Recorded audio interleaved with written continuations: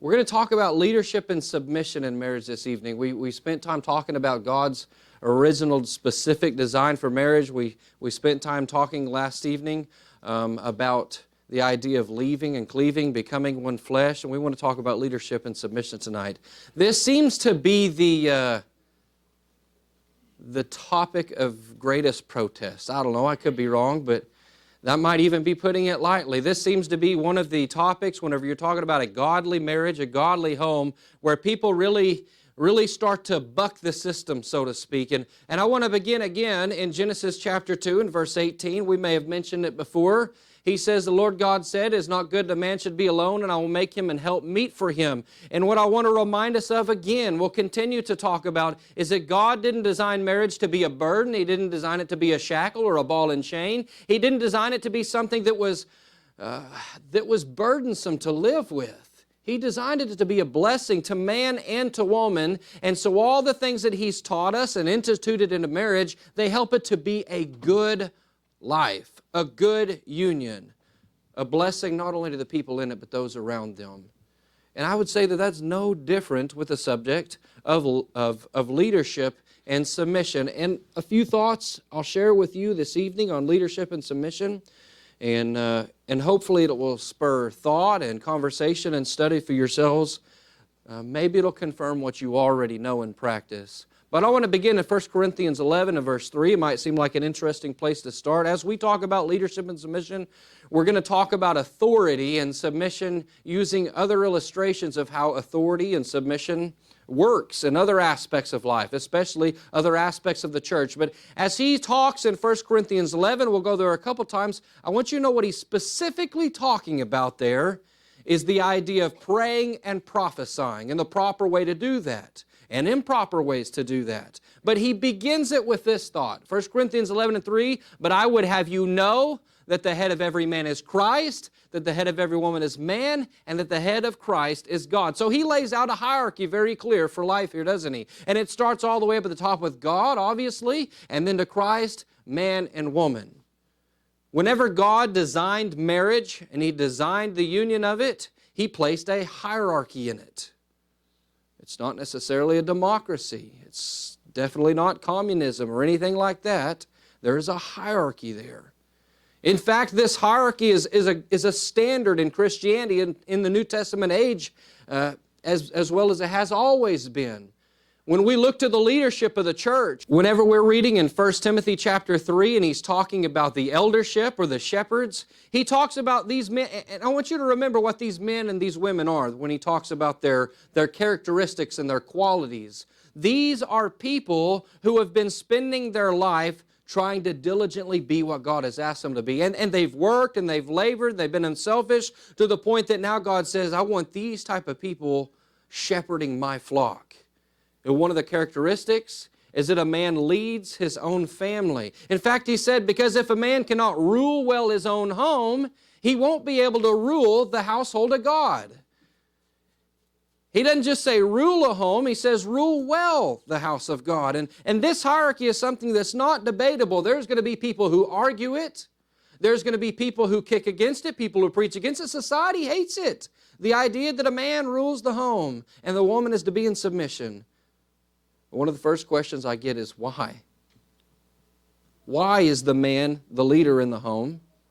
And why is the woman to be in submission? I don't know, I may not have all the answers on that. I'll give you at least 3 reasons tonight. At least 3, well, maybe you won't think they're all 3 different reasons, but I'll give you 3 thoughts on it tonight. I want to start in 1 Corinthians 12 and verse 18. I want to think a little bit about the way that God constructed the church. 1 Corinthians 12 and 18, he said, "But now hath God set the members, every one of them, in the body, as it hath pleased Him." Whenever God designed the church that you and I are a part of today, and we're blessed to be a part of, we know and we teach all the time that He took each and every one of us and He set us in as it pleased Him. And whether we're a teacher, whether we're an evangelist, an apostle, a shepherd, any of those things, whatever we are in the kingdom, it said God pleased Him to put in there. Now, some people read this passage and they say, well, He did it because it made Him happy, or it's an arbitrary decision. But I know that's not what God is saying whenever He says He placed people in the church as it pleased Him. It's more than that, isn't it? We know that He designed the church a specific way and put the members in the church a specific way so that it would function appropriately. Not just because I said so, not just because I want it, but so it'll benefit us, right? That specific design of where all the members will be is so we can benefit from it. And I believe that's exactly what he was doing with marriage. That as he thoughtfully designed every other institution in this world, he thoughtfully designed the marriage. And whenever he said this one will be the leader and this one will be in submission, it's because he knew that this was what would work if we could follow his plan appropriately. This is what we would be beneficial for men and for women and for children and for societies as a whole. That's reason number one. Reason number two, maybe is in 1 Corinthians chapter 11 again, this time in verse 8. He says, for the man is not of the woman, but the woman of the man. Neither was the man created for the woman, but the woman for the man. I don't want to read too far into this, but I'll tell you this. Man isn't the leader of the home because we're the superior being. You don't find that in the Scriptures, that a man is the superior being. Part of the man being the leader in the home is simply the order in which we created. As he started with the hierarchy earlier in verse 3, and he continues on, he says, because the man is not of the woman, but the woman of the man. I don't know what would have happened if the woman was created first. But obviously, what happened has happened. Man was created first, and then the woman, and so the order, it sticks. Another thing, another reason why God made the order inside of the marriage the way that He did was in part because of the punishment. We talked a little bit about the punishment to Adam and Eve because they sinned in the garden. You remember that was Eve who was tricked by the serpent and who in turn gave to her husband, and they both ate it, and then they were ashamed and they hid themselves from God, and later on He finds them. They blame everybody, including Him, for what has gone wrong. And then, knowing the whole time what they'd done was wrong, and then what God does is He hands down punishments, consequences. Genesis 3:16, He said unto the woman, I will greatly multiply thy sorrow in conception, and in sorrow thou shalt bring forth children, that thy desire shall be to thy husband, and he shall rule over thee. If somebody wants someone to blame, I guess you could blame Eve for the reason why a man's in leadership and a woman's in submission. But here's the deal. I don't think we got to blame anybody.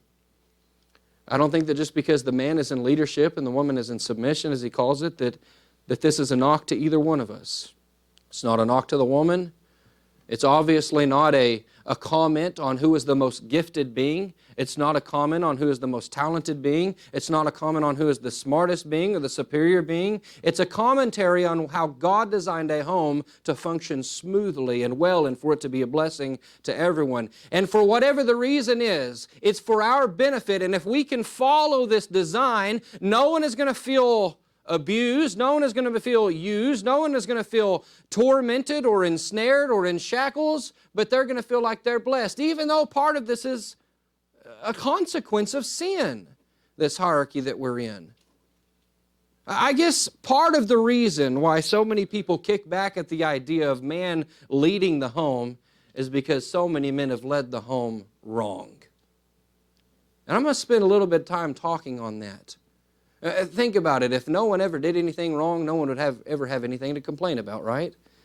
That's just a general rule. And inside of marriage, if every man was perfect in the way he led his home, the way that God called him to, there'd be no reason to complain about the hierarchy. But the truth is, guess what? Men are fallible. I'm fallible. Your husband's fallible, ladies. All of us are fallible, and we make mistakes. And over time, sometimes more egregious mistakes are made than others, and then stigmas are created, and people start to resent things. But here's what we can't do. We can't just throw the baby out with the bathwater, so to speak. He designed it for a reason, so let's see how the design should work and can work. I'll tell you that this position of authority that man was placed in wasn't a position so that he can feel great and wonderful about himself. Pride has no place in it. We're going to spend a little bit of time talking about pride with both the ladies and the men tonight. But it's not about being an authority so that you can say, yeah, I'm the man.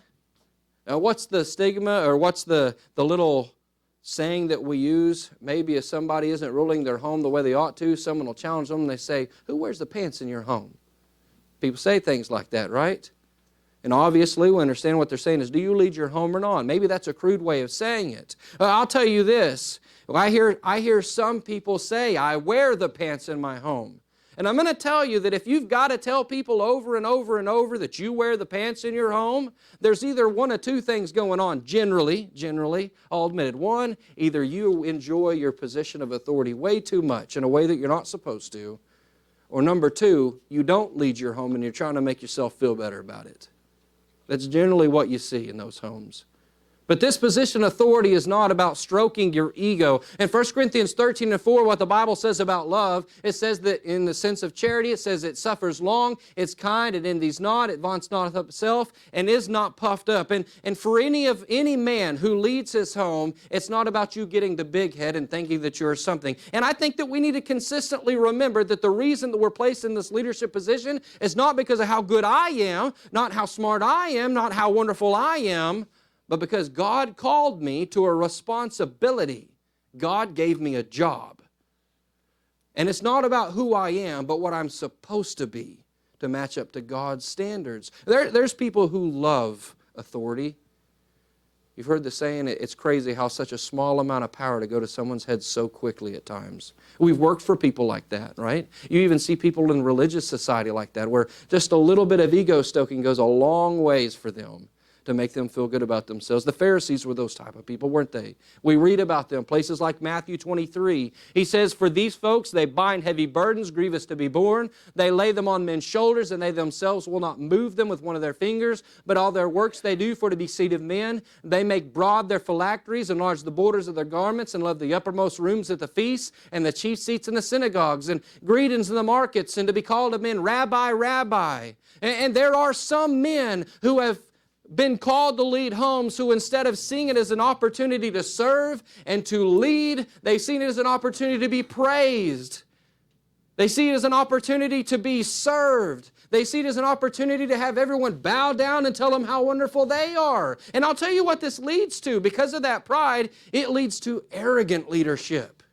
It leads to dictatorship. There are a lot of stigmas about men. And from times past, I don't know, maybe they still hold true to some degree about how men have to be manly men, and everyone's got and whenever you bark, whenever you say jump, people say how high. You know, one of the hardest people to work for, those type of men, are the ones who are willing to bark out orders. They'll say jump, and they expect everyone to jump really high, but they themselves aren't willing to do things, right? You ever had a boss like that? One of those men who'd put everybody else to work and just work you like a dog and then didn't do nothing?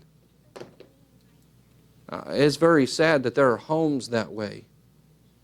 Men who've been given the responsibility to lead their wives and lead their children to God and through life, and they'll tell everybody else how to do it, and they have a very strict idea of what needs to be done and how it needs to be done. And hey, maybe it's not all wrong on what ought to be done, but they themselves aren't willing to put the work in. Well, that's one of the reasons why people rebel against the leadership of a man in the home.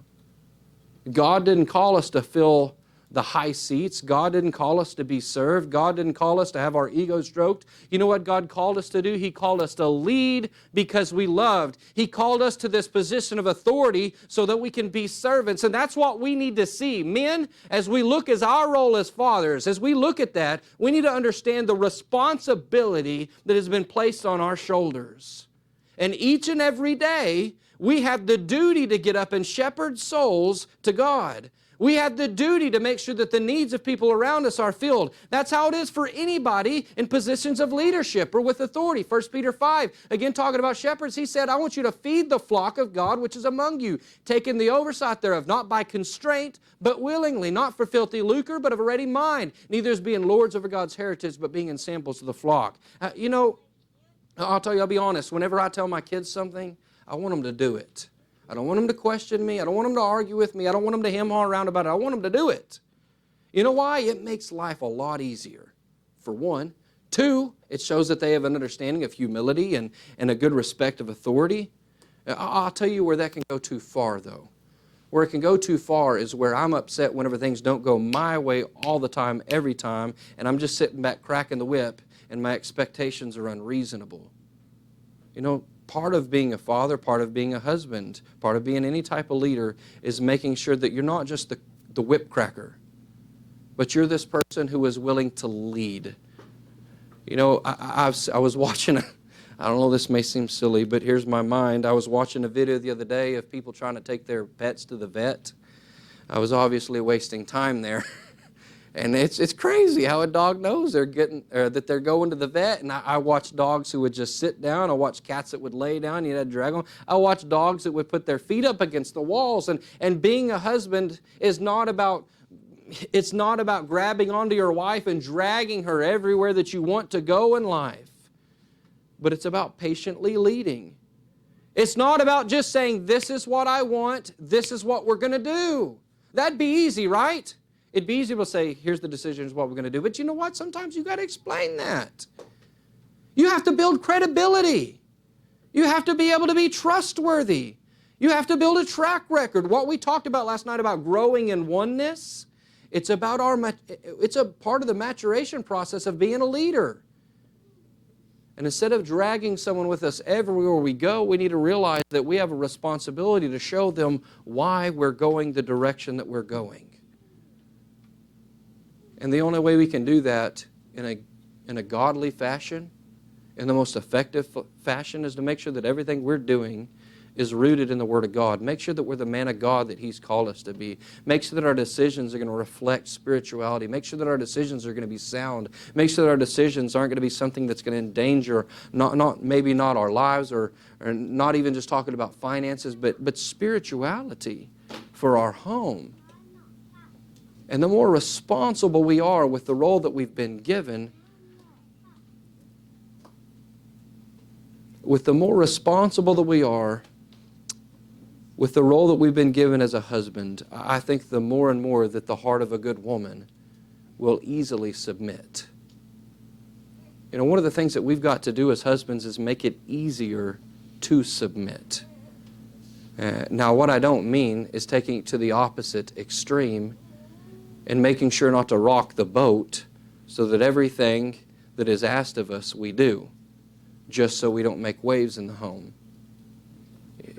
There's a lot of times that we see that we as Christians know the roles we're supposed to take, but just so we won't have to have fights and battles at times in leading, that we're not willing to take a stance on what is right and good as a leader in our home, just so we won't cause problems. You need to remember that you have a responsibility to do it. The more you step up and take that responsibility, the better off your home is going to be, the better off your wife is going to be, the better off your children are going to be, the better off our churches are going to be, the better off our communities are going to be.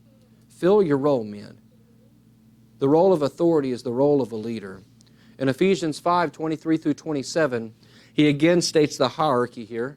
Starting out, he says, for the husband is the head of the wife, even as Christ is the head of the church. He's the Savior of the body. Therefore, as the church is subject to Christ, so let wives be to their own husbands in everything.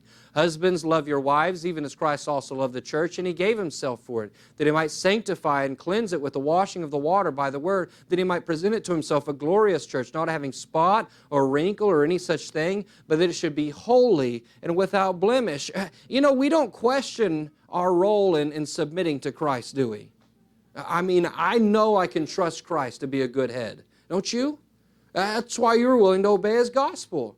That's why you're willing whenever He says this and you look at His word and it doesn't match up with what you're doing, you go, well, I need to do what He said, because He's perfect in His leadership. And it wasn't just that He was perfect in giving good advice. It wasn't just that He was perfect in giving direction. We saw that He could walk the walk. And we see that everything that we really need in life, maybe not everything we want sometimes, because not all of our wants and desires are needful and right, but everything we really need in life can be filled by Jesus, who is the husband to the bride that we're a part of, this church that we're a part of.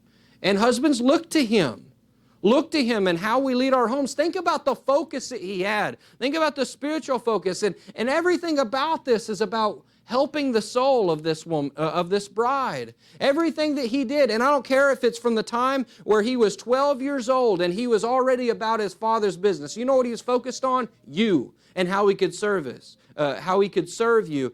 From the time where he starts his ministry and he fulfilled righteousness and he had submitted to be baptized by a man who wasn't God like he was thinking about you. And whenever he wouldn't give up his free time, and when he was trying to find some peace and trying to find some quiet from everybody who thronged him, he was thinking about you and people like you. He was willing to serve. And then when he was done serving, he was willing to serve again. And then whenever it was finished, and he was able to tell his God, it is finished. I've done your will. You know what he did? When he came back out of the grave, he's still serving today. Through the form of the gospel he left behind for us, through the form of being an advocate with the Father, preparing a place for us to go, he's still serving. He's the perfect husband.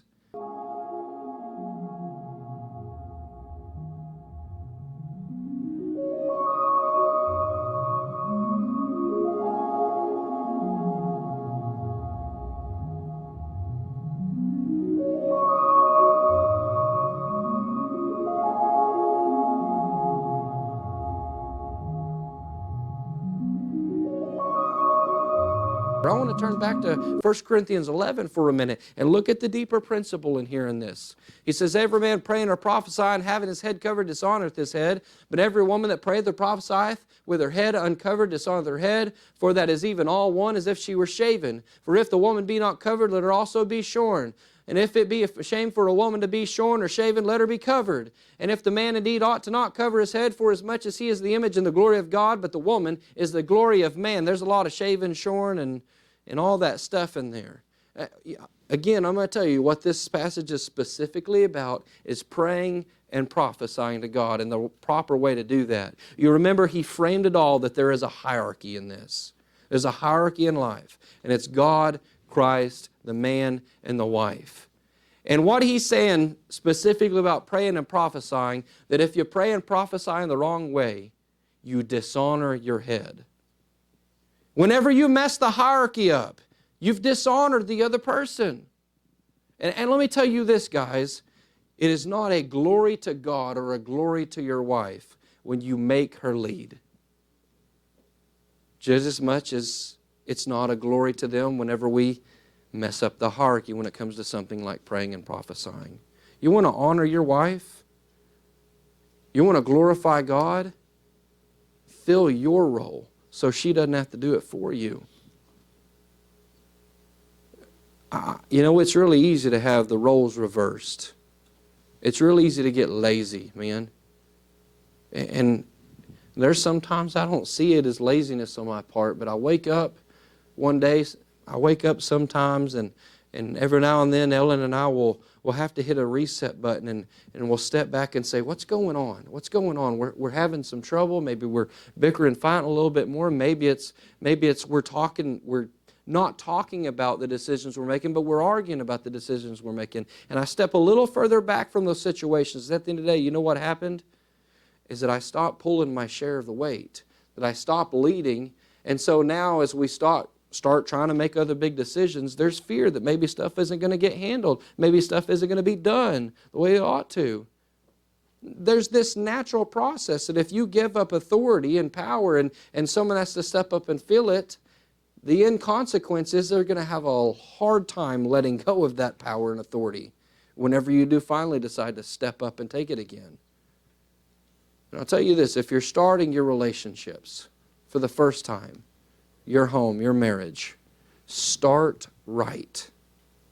Because it is a whole lot easier to have a good and happy marriage if you start with the shoe on the right foot. If you lead and she submits and you all are in sync from the beginning, than it ever is to try to sort it back out after you've been living for a while doing it wrong. It's hard. But it has to be done.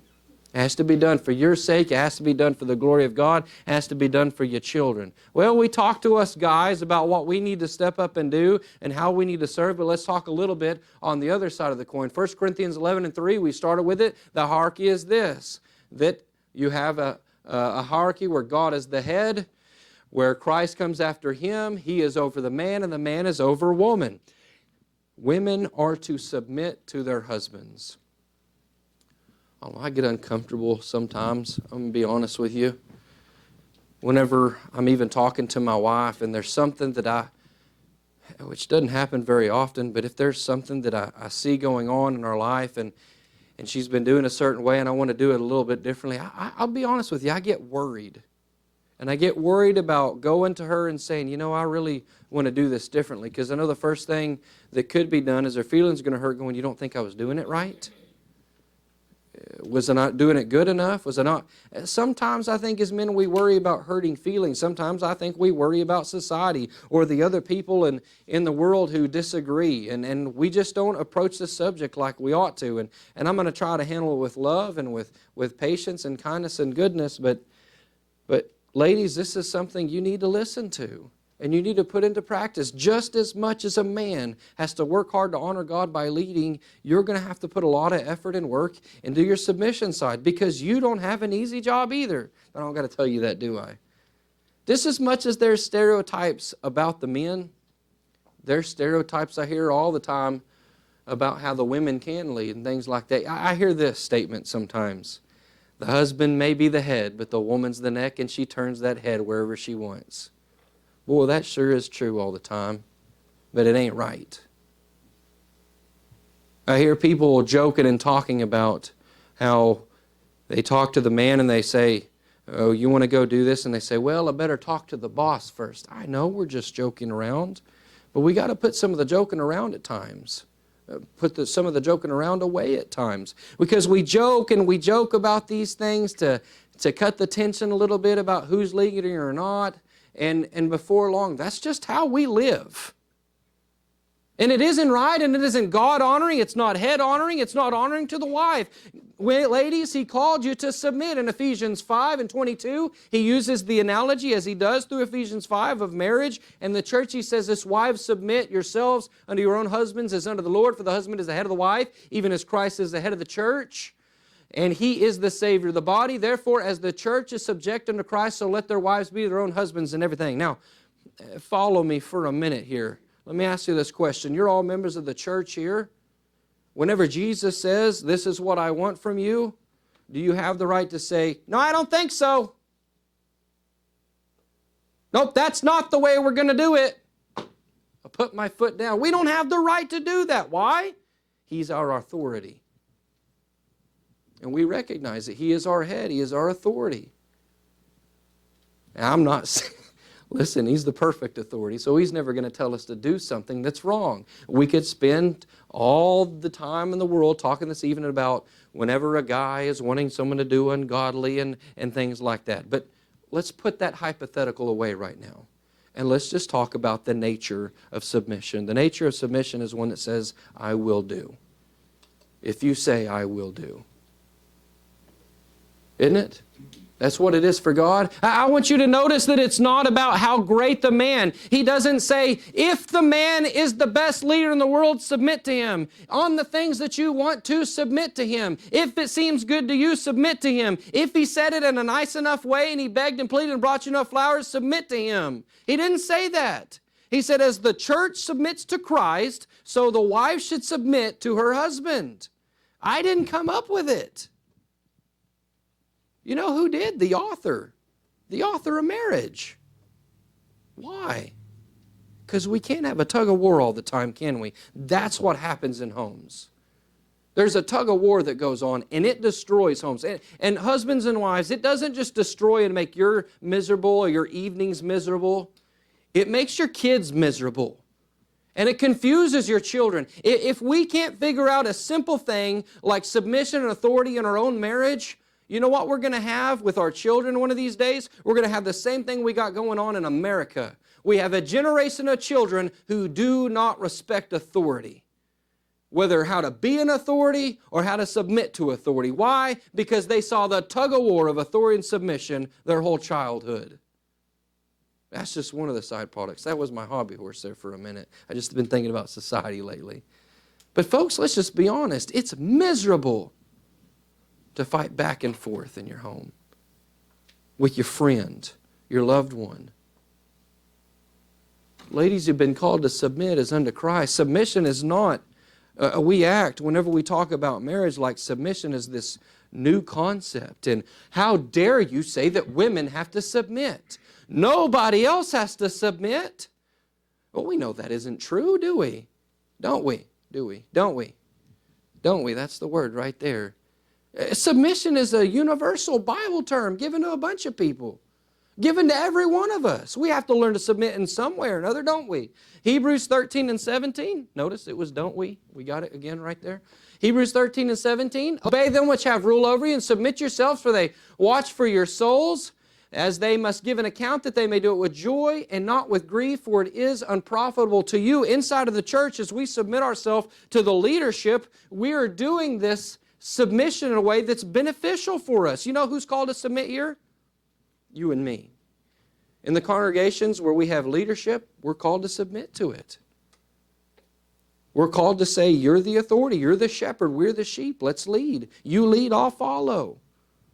You know, he goes later, we'll talk about some other verses in a little bit that deal more with submission, but you know, one of the ways, you got to make sure that you submit in a way that you don't cause more problems inside of the home. As he talks to the flock here, as they submit to their authority, he says, I want you to do your submission in a way so they can lead joyfully. Talking with a lot of elders from all over the place, one of the things I universally hear from an elder is that it is very few times throughout the year do people come to them with good news. You know what people go to elders with a lot of the time? Problems. More specifically, when they have problems with something else that's going on. I don't like this, I don't like that. I'm not saying that's the rule, but that's what happens. When someone's in authority, you know what people do? They come to them and said, here's the problem. You don't believe it? Look at politics. It's a no wonder politicians are corrupt. All they ever hear is about the problems and the things that aren't being done right and things like that. And if all you ever do is buck the system and fight and gouge and pull back, ladies, on your husbands, here's the effect that it has. And I'm gonna tell you, I'm ashamed to say it.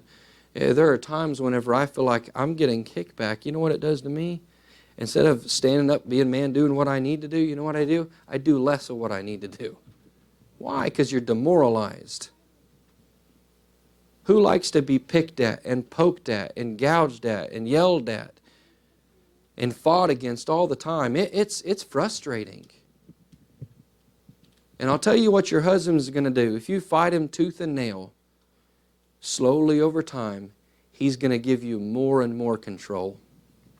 He's going to give you more and more of your way, generally speaking. He's going to let you make the decisions more and more often. You know what you're going to be able to do? You're going to get to run the show. And he'll go along for the ride, but you'll get to run the show. And you know where the responsibility is going to fall on in life, or everything in life in your family? It's going to fall on you. But you know what you haven't done? You haven't honored your husband. You haven't honored not only your head in him, but you haven't honored his head in Jesus or his head in God. You know what you haven't done? You haven't taught your children the proper way to be submissive. You've discouraged the hierarchy in your home. It's a mangled mess. You know, just in the way that a husband needs to lead so that it makes it easier for the wife to submit, submit in a way that it makes it easier for the husband to lead. We can do that for each other. I know that we can. That takes effort on both sides. And you know what? It's going to be profitable for both of us in that situation. Submit in the way that doesn't cause grief, because we're going to benefit from it. The more we fashion our home after the design of God, the smoother it's going to be, the better it's going to be, the more benefits it will have spiritually. We're not going to be distracted by hurt feelings and high-running emotions and all the chaos that comes to being divided. But we're going to be able to focus on the most important things to life and enjoy them. Enjoy them.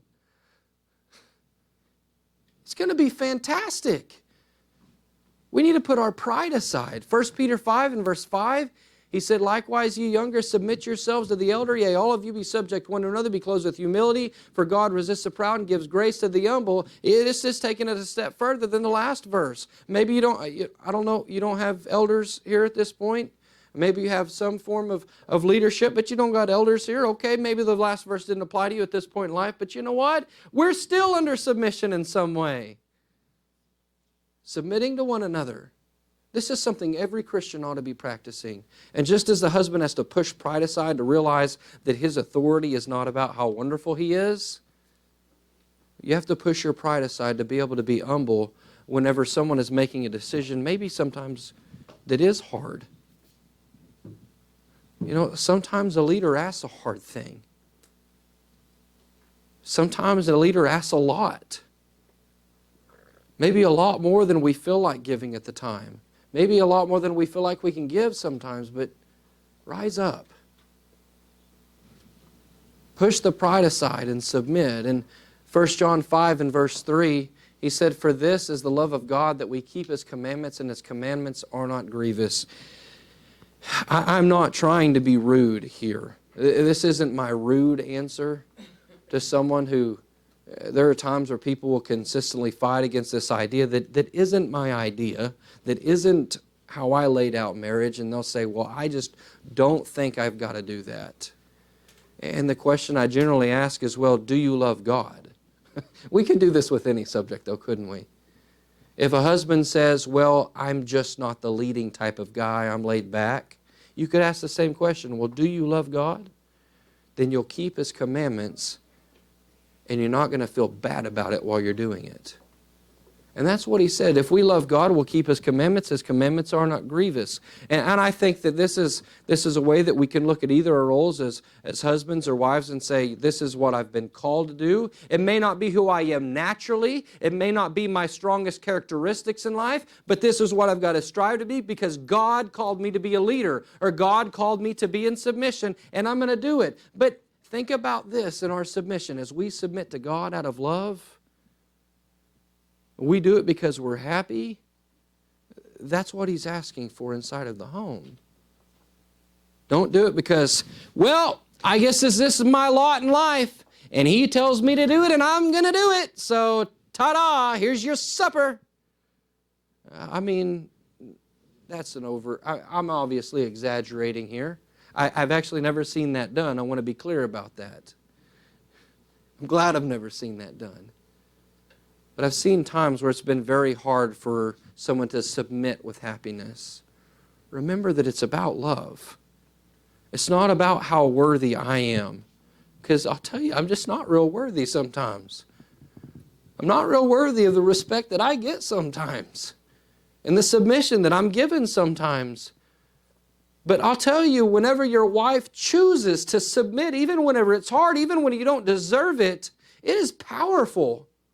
It is very powerful. It is very motivating as a man when someone who is just willing to, out of love, with a happy heart, gives you the submission that they're called to. 1 Peter 3, 5 through 6. He's talking specifically here to women who have husbands who are unbelievers. He goes on and talking about how they, with their conduct, and we'll talk about that in just a minute. We'll read on it. But I wanted to pull the last part of this out. As he concludes the thoughts on how a woman can make her husband more spiritual, he ends it with this thought, "For after this manner in old time, the holy women also who trusted in God adorned themselves, being in subjection to their own husbands. Even as Sarah obeyed Abraham, calling him Lord, whose daughters you are, as long as you do well and are not afraid with any amazement." He said the adornment that they wore, we'll talk about it later, it wasn't their womanly wiles. It wasn't how beautiful they were. It wasn't how much they said, this is what I want, this is what I want, this is what I want, and nagging. But he said they adorned themselves with subjection. And as we'll read, it's a powerful tool. And he goes on, we give Sarah a hard time. Mrs. Abraham, we give her a real hard time about the way that she made some bad decisions in some ways, but God obviously thought highly of her in most situations, didn't He? Because He's called the ladies to be there just like we want to be the sons of Abraham. He said, you could be the daughters of Sarah. Why? Because of the way that she adorned herself with subjection. Said, even Sarah obeyed Abraham, calling him Lord, whose daughters are ye, as long as you do well and are not afraid with any amazement. Can you imagine that, ladies, just for a moment? Imagine calling your husband Lord. You know, I tease Ellen about that every now and then. She'll say, okay, honey. And I said, don't you mean Lord? Okay, no laughs, but it's okay. You know, I'm just teasing. I want you to know I'm teasing. But no, seriously, think about it for a minute. Is the submission that you have adorned yourself with, ladies, is it the type of submission where you could look at your husband and the way you feel about them, out of love and out of humility, is that you could say, Lord? I don't think she did it because she had to. I definitely don't think she did it because Abraham told her to. But I'll tell you, she had that much love for her husband and respect that she could call him Lord. Seems crazy. Seems crazy. When you think about it, you go, my goodness, I mean, calling your husband Lord? Look, he's saying this is an example to follow. And I'm not saying that you all got to go home and call your husbands Lord. The Bible is. No, I'm teasing. I'm not saying you got to go home and call your husbands Lord. But it's this spirit that he's talking about. It's a spirit that with God is of great price. It's of great value. And I'll tell you, it's of great value to your husband. There's a reason he calls you to submit, because there is only one leader in the home. Only one can lead at a time. And so what that calls is for someone else to submit. What this does not mean is that you can't have a lot of influence in your home, nor on your husband. You're valuable. You want a good leader out of your husband? The way that you submit is going to promote that. The beginning of this says this, likewise, ye wives, be in subjection to your own husbands. If any obey not the word, they also may be without the word won by the conversation of the wives. While they behold you chaste conversations coupled with fear, whose adorning, let it not be with the outward adorning of plate in the hair, or the wearing of gold, or the putting on of apparel, but let it be the hidden man of the heart, in the which is not corruptible, even the ornament of a meek and a quiet spirit, which is in the sight of God of great price. For after this manner in old time, the holy women also, who trusted in God, adorned themselves, being in subjection to their own husbands. That's what he said, where he said you could be like the daughters of Sarah. And I can't imagine this. I just want to let you know, I can't imagine this. I can't imagine what it would be like to be married to a woman who is not a Christian, who had different belief systems than me. And that's what he's talking about, a tough situation. And I know, and I'll tell you, one of the things that breaks my heart in preaching this stuff is after I preach this, there's a lot of times there are women who come up to me and they say, my husband isn't a member of the church. What do I do? And it is hard, and it's a tough road for them. You know, all I can do is point them right here. Sometimes I feel guilty about it, but you know what? It's God's word, and this is the plan he gives, and he doesn't give it because, well, it's a tough situation. Just do your best at this. He's saying if you want to have a sway over your husband, someone who doesn't even believe in God even, he said, you act this way. You want to be someone who can influence? You act this way. Empower your husbands with the way that you submit. That's what you're doing. Because the more that you lay at their feet, be honest, the more responsibility you're putting on his shoulders. The more that you allow him to lead, I think the more confidence he will have to lead. The more that you praise him for the decisions that he does make, I'll tell you, we're just like little kids. We love a pat on the back or a kiss on the cheek. It makes us feel good. We'll go out there and we'll do good again the next time. We'll do good. We'll do more.